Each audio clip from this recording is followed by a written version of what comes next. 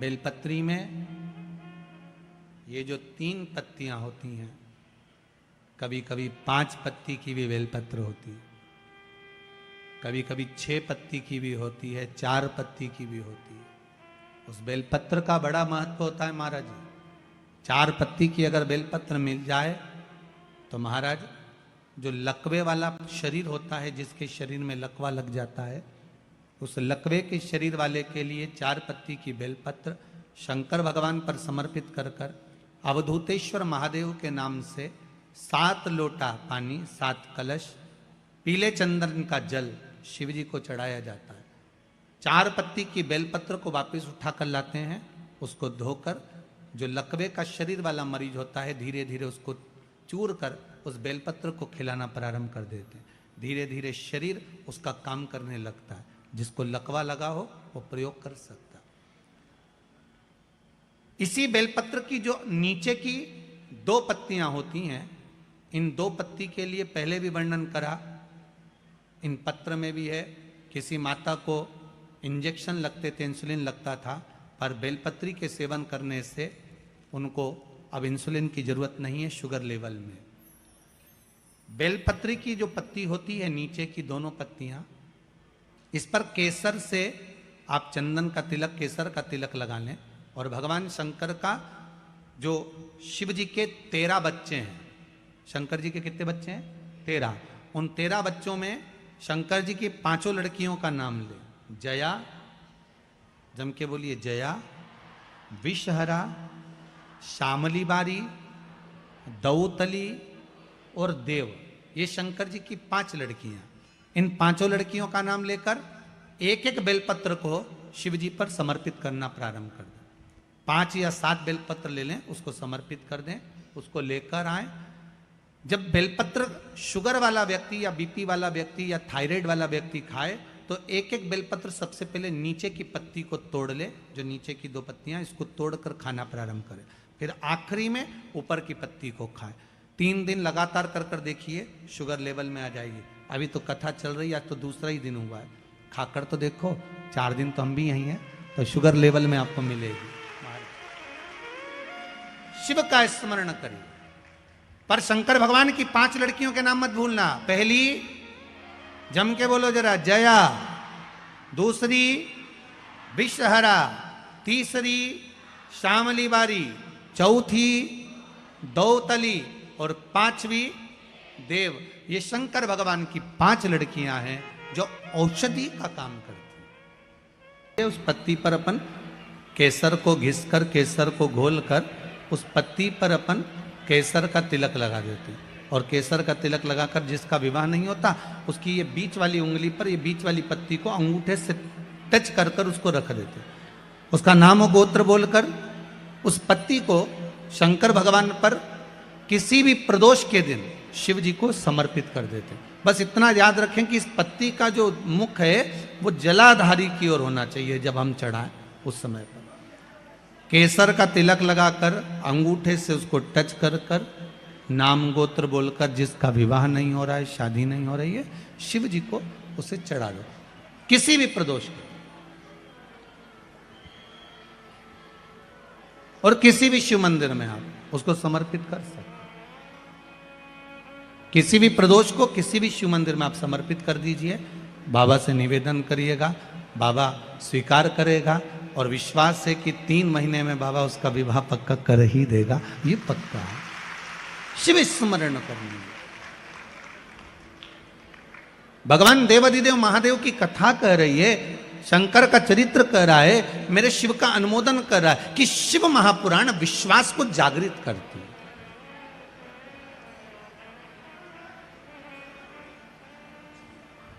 शिव महापुराण विश्वास को जागृत करने का कार्य करते हैं। और जब विश्वास की जागृतता हो, जैसे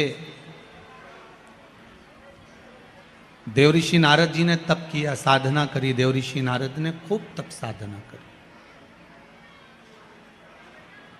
और जब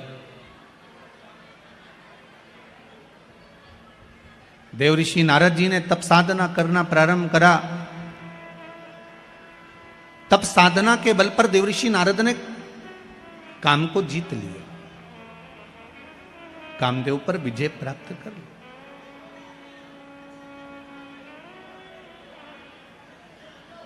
काम तो जीत लिया, पर थोड़ा सा देवऋषि नारद ने जब कामदेव को जीता तो थोड़ा सा अभिमान देवऋषि नारद के भीतर प्रकट हो गया। थोड़ी सी अभिमतता देवऋषि नारद के भीतर आ गई।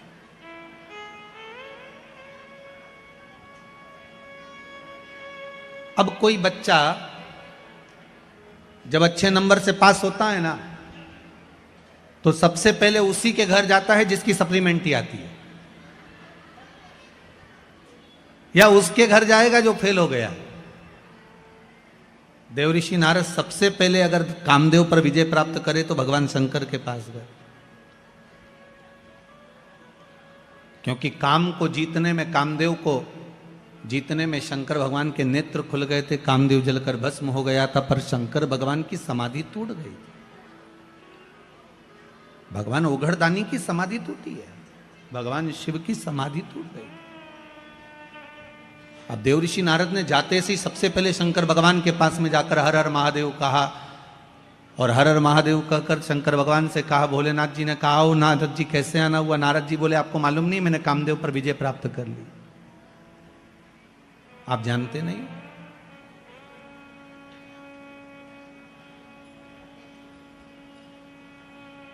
मैंने कामदेव पर विजय प्राप्त करी, आप मुझे जानते नहीं हो क्या? भगवान शंकर ने मन में सोचा कि मेरे को तो मालूम था कि आपने काम पर विजय प्राप्त कर ली, पर शंकर भगवान के सामने देवऋषि नारद ने एक शब्द कह दिया, जिस कामदेव को आप नहीं जीत पाए उस कामदेव को मैंने जीता है। अब शंकर भगवान से कोई पूछे कि तुमने कामदेव को क्यों नहीं जीता, तो शंकर भगवान बोले, भैया ये रिश्तेदारी की बात है, रिश्तेदारी में हारना ही सबसे अच्छा काम होता है। बोलो सही है कि गलत है? अब जब दूल्हा दुल्हन का, बन्ना बन्नी का जब कंकन डोरा छोड़ा जाता है और उनको ऐसे कुछ पटक के पानी में, दूध की थाली में उनसे कहा जाता है इसमें ये सामान पड़ा है ना, उठा।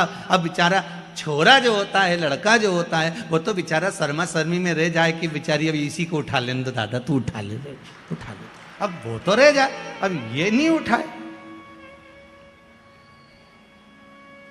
तो इसमें ये कैसे कह सकते हो कि छोरा ये जो है बेचारा सीधा साधा पड़ गया? छोरा सीधा साधा नहीं है, वो तो परिवार को लेकर चलना है, कुटुंब को लेकर चलना है, समाज को लेकर चलना है, इसलिए थोड़ा नम्र बनना जरूरी है। इसलिए उसको मालूम है कि अब मेरे को नम्रता रखना। शंकर भगवान से कोई पूछे कि तुमने कामदेव को क्यों नहीं जीता, भगवान विष्णु तक ने पूछ लिया था भगवान शंकर से, जब तुमने सबको जीत लिया तो कामदेव को क्यों नहीं जीता? तो शंकर भगवान ने कहा, भगवान नारायण आप तो जानते हो मैं सती का पति हूं, ये रति का पति है। सती और रति एक ही पिता की दो पुत्रियां हैं, सग्गी बहन है, ये मेरा साड़ू भाई है। अगर ये मेरे यहाँ आया था, मैं उठकर नहीं खड़ा होता तो घर जाता, तो हमारी धर्मपत्नी क्या कहती कि तुम मेरे बहन का पति आया और उसका सम्मान नहीं करा। तो रिश्तेदारों के आगे कभी अहंकार की बात नहीं करना, संबंधों की बात नहीं करना। रिश्तेदारों के आगे तो ये से बनकर चलना कि सादर, जैसे कहते ना, 4 लोगों को समझाना सबसे कठिन काम। पहला अपने पड़ोसी को, दूसरा अपनी पत्नी को, तीसरा अपने पति को, उसकी मर्जी पड़ेगी वही करेगा। चौथा अपने पुत्र को।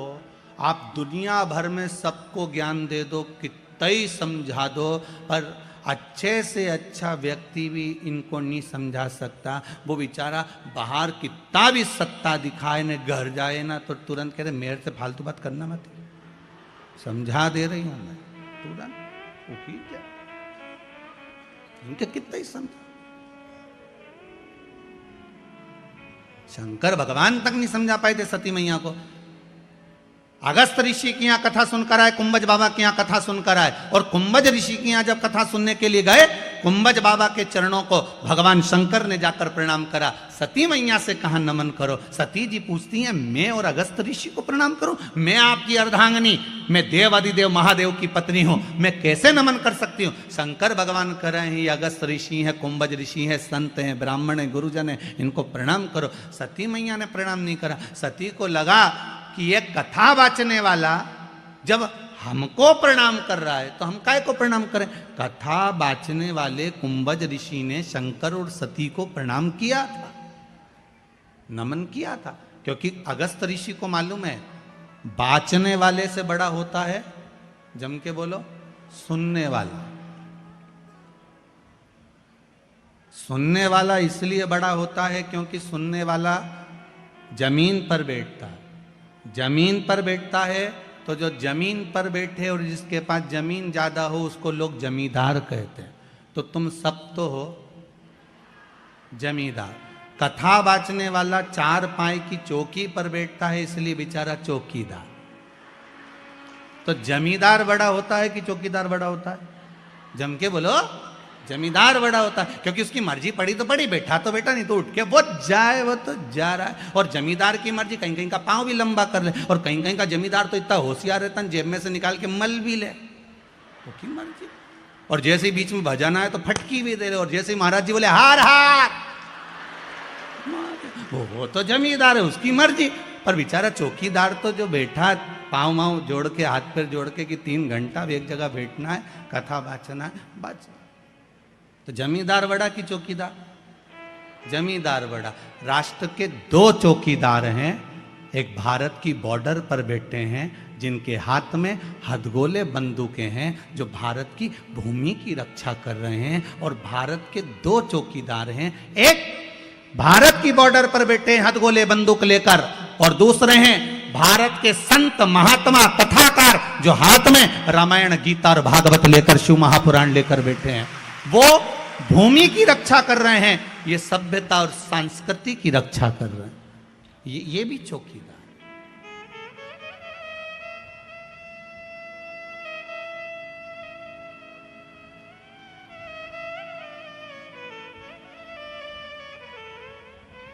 ये भी चौकीदार। चौकीदार की पदवी कोई साधारण नहीं होती महाराज, बहुत प्रबल पदवी होती है, बहुत प्रबल पदवी। कोई साधारण हो सकता है? भगवान शंकर ने कहा अपने कामदेव को जीता, उसके लिए आपको प्रणाम करता हूं। शिवजी ने अपने गले की रुद्राक्ष की माला उतारकर देवऋषि नारद के गले में पहना दी। देवऋषि नारद के गले में जैसे रुद्राक्ष की माला गई, नारद जी ने धारण करी, और उस रुद्राक्ष की माला को पहनकर देवऋषि नारद से भगवान शंकर बोल रहे हैं आप कुछ देर बैठोगे नहीं, यहां पर विराजमान नहीं होगे? नारद जी मन में सोचे कि मैंने काम को जीता और ये काम को हार गए, तो मैं इनके यहां बैठूंगा। नारद जी के कहने पर, भगवान शिव के कहने पर नारद जी नहीं बैठे और उठकर चल दिए। बाहर निकले, रुद्राक्ष की माला उठाकर जमीन पर पटक दी। जैसे ही भूमि पर पटकी, पटकने के बाद वहीं से नंदी निकल कर जा रहे थे। नंदी ने उस माला को उठाकर देवादिदेव महादेव से कहा, बाबा ये आपके गले की माला? हाँ बाबा आपके गले की माला, और यहां पड़ी है। भगवान शिव ने कहा, नंदी जब देवता के गले की माला भूमि पर पड़ जाए और जिसके माध्यम से पड़ जाए, समझ लेना उसकी उन्नति हो नहीं सकती। आप चिंता मत करो। हम कई बार इस व्यासपीठ से बार बार निवेदन करते रहे हैं कि बड़े से बड़े, कई बार बहुत बड़े बड़े मंदिरों में लोग जाते हैं, भगवान के गले की माला उतार कर अपने गले में डाल देते हैं। अपन उस गले की माला को निकाल कर गाड़ी पर डाल देते हैं। गाड़ी पर डली उसकी पत्तियां बिखरते बिखरते जमीन पर जाती है, उसका दोष है। शिव महापुराण में, विष्णु पुराण तक में कहा है, दुर्वासा बाबा भगवान का दर्शन करने गए, नारायण के गले की माला आ गई, इंद्र को पसंद आ गई, इंद्र को दे दी, इंद्र को पसंद माला वो ऐरावत को दे दी, ऐरावत ने वो माला जमीन पर पटक दी, श्राप दे दिया, अरे इंद्र भगवान के गले की माला भूमि पर पड़ी है इसलिए तुझे सत्ता के विहीन होना पड़ेगा। और महाराज राजा बलि की सत्ता स्थापित हो गई, इंद्र को सत्ता छोड़ना पड़ी, केवल वो देवता के गले की माला गई। देवता के गले की माला। हम बार बार निवेदन करते हैं, भगवान की कोई वस्तु, भगवान पर चढ़ा हुआ निर्माल्य, एक बेलपत्री भी अगर शिव मंदिर जा रहे हो वो प्राप्त हुई है, या तो उसको संभाल कर रख लो, नहीं रख से बने तो उसको विसर्जन कर दो, पर कहीं पांव में ना आए उसका विशेष ध्यान रखिए, कहीं पांव में ना आए।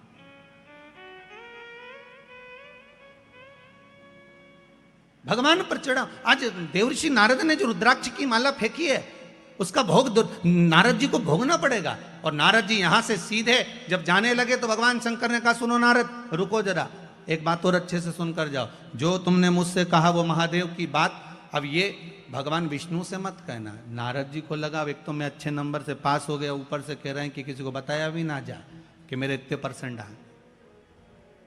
भगवान ने खूब समझाया देव ऋषि नारद को, पर नारद कहां समझते, कहां समझे। एक विद्वान पंडित अपनी पत्नी से कहे, सुनो कल एकादशी है, व्रत कर लेना। पत्नी विश्वास नहीं करेगी, पहले पड़ोसन से पूछ के आएगी, क्यों तू एकादशी कब कर रही है।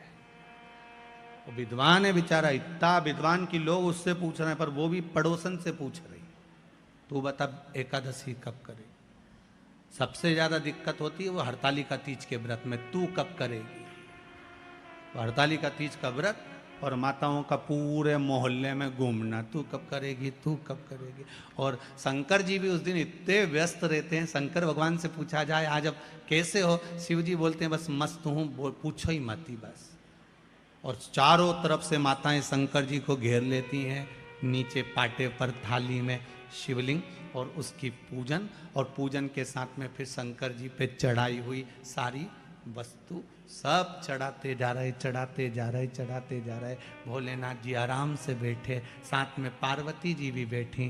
पार्वती जी बोल रही हैं, भोलेनाथ बहुत कुछ चढ़ा दिया गया है, भजन लग रहा होगा। शंकर जी बोले फालतू बात मत करो, सुबह 4 बजे तक ऐसी बैठी रहो, इसके सिवा अपने को बोलना, अपने को नहीं बोलना बिल्कुल 4 बजे तक।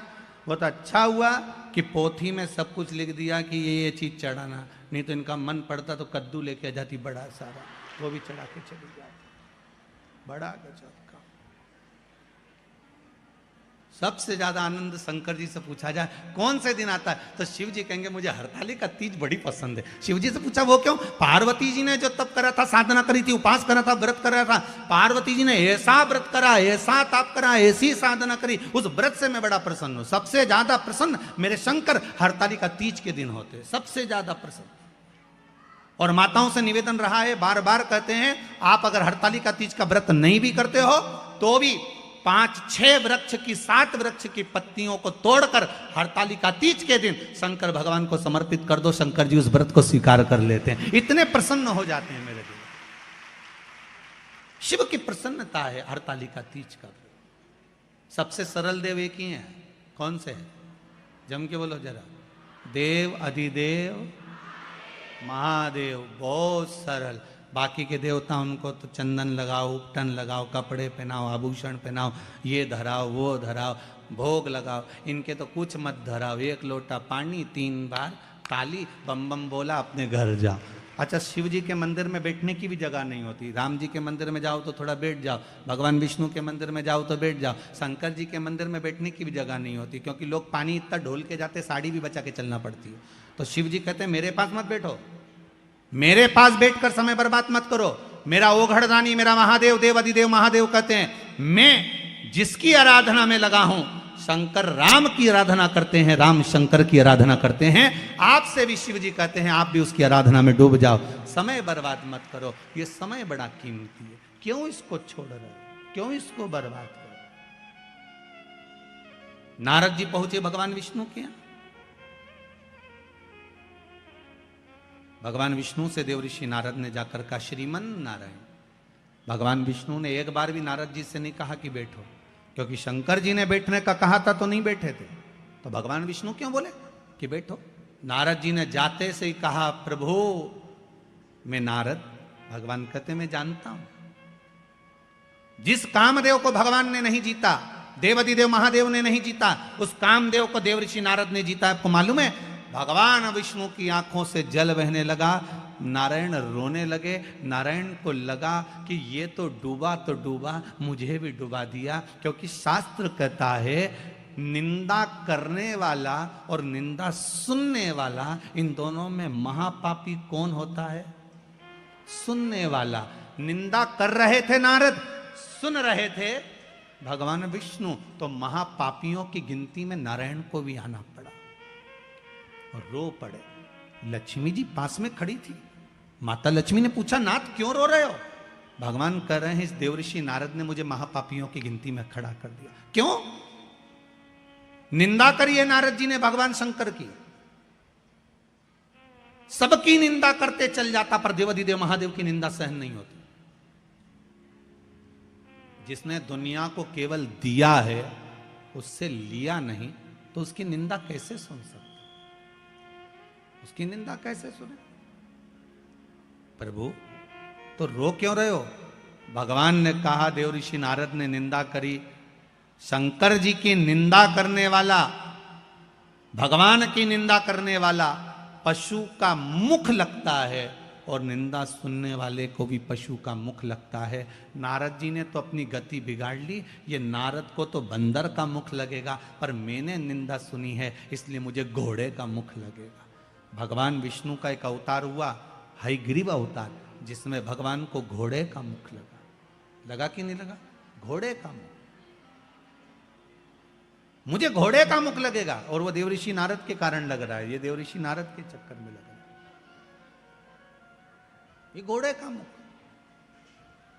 रो रहे हैं भगवान। भगवान देवऋषि नारद से बोले, नारद जी आपने कामदेव को जीता, मानते हैं, पर आपके ये शब्द नहीं निकलना थे कि आपने शंकर भगवान जिस कामदेव को नहीं जीते उसको हमने जीता है। आपने ये क्यों बोला? आपको ये नहीं बोलना था। आपने ये बोला, ये श्रेष्ठ नहीं। आप ये बोले हो, ये श्रेष्ठता नहीं है। महाराज ये गलत आपने संबोधन कर